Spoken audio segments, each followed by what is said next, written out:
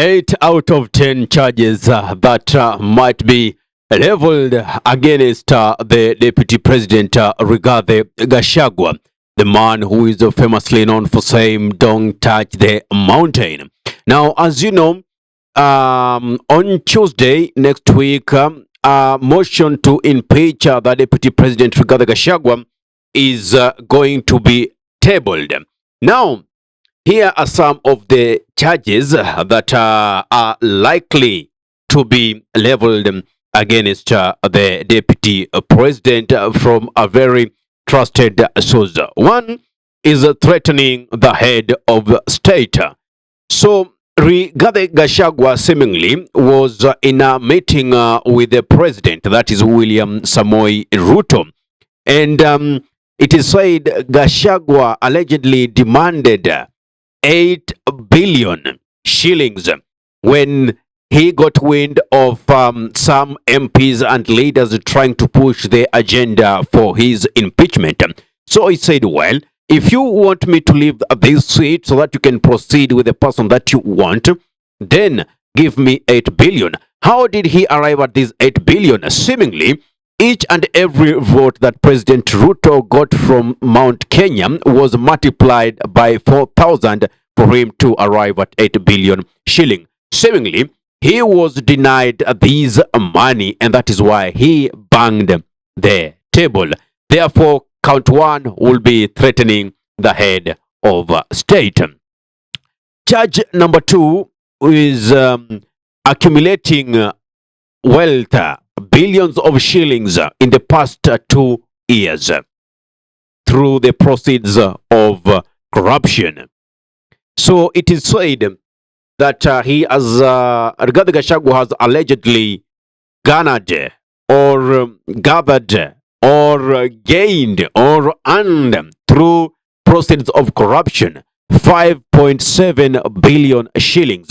Yet his salary per year is approximately 12 million shillings. Therefore, it is logical that within 2 years, the most he should have earned is 24 million shillings. So, count number two, accumulating billions of shillings in the past 2 years. He's been in Harambee Annex through corruption. Charge number three is use of public office to allocate public resources to himself. So this charge is known as abuse of office.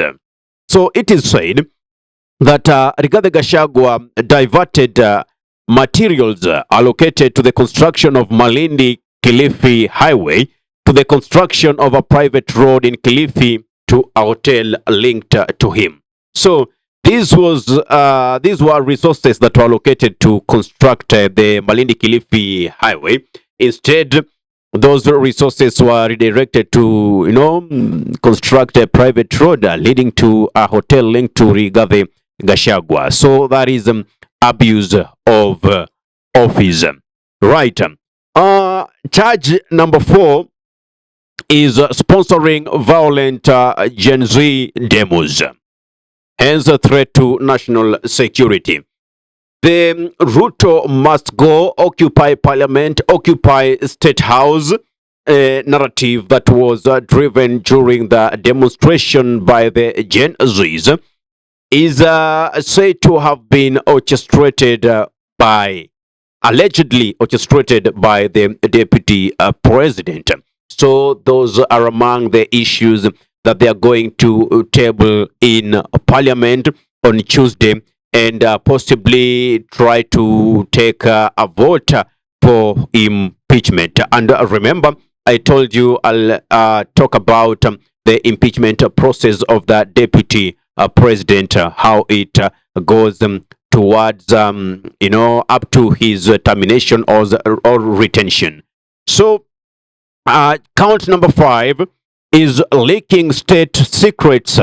So, when you are in these offices, actually you are under oath of secrecy. So it is seen as Gachagua went against his oath of office by leaking a state secret. Remember, Gachagua has for a long time, ever since they began campaign, and ever since they took power, and him as the deputy president was known as the truthful man. Now, this truthful man came as a result of him trying to spill more and more secrets that otherwise should have been kept a secret that he's brought into the public light. Count number 6 is threatening, intimidating, and publicly condemning state officers and MPs. And the most recent one that is in this dossier is the threatening of National Intelligence Service Director General Nurdin Haj.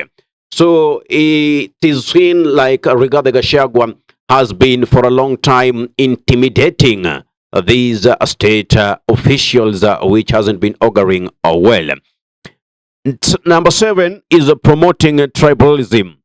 Now, you remember when Rigathi Gachagua once said that Kenya is a company and there are shareholders. So the shareholding narrative has landed him to trouble. He's been also, being against the one man, one vote, one shilling narrative. So it is seen like he's one person who's been propagating so much tribalism, as it is seen in most of the meetings that he goes to. He's always speaking his native language. And as a national leader who should be speaking a national language which is comprehensive and can be comprehended by many nationals, so this one is seen as a person who has been propagating and promulgating tribalism in each and every meeting or address he's making to his supporters. Number 8, and the last one that we have, we still don't know the two. There are 10 charges, as we are told. Number 8 is publicly opposing some of the cabinet decisions. So there are government decisions, there are government meetings people have, and they arrive at a conclusion. So after that, Gachagua comes out clearly and states that, I am against this. Outright, this is wrong. He calls himself the truthful man. Now, how honest is these, or are these allegations? They might be true, by the way.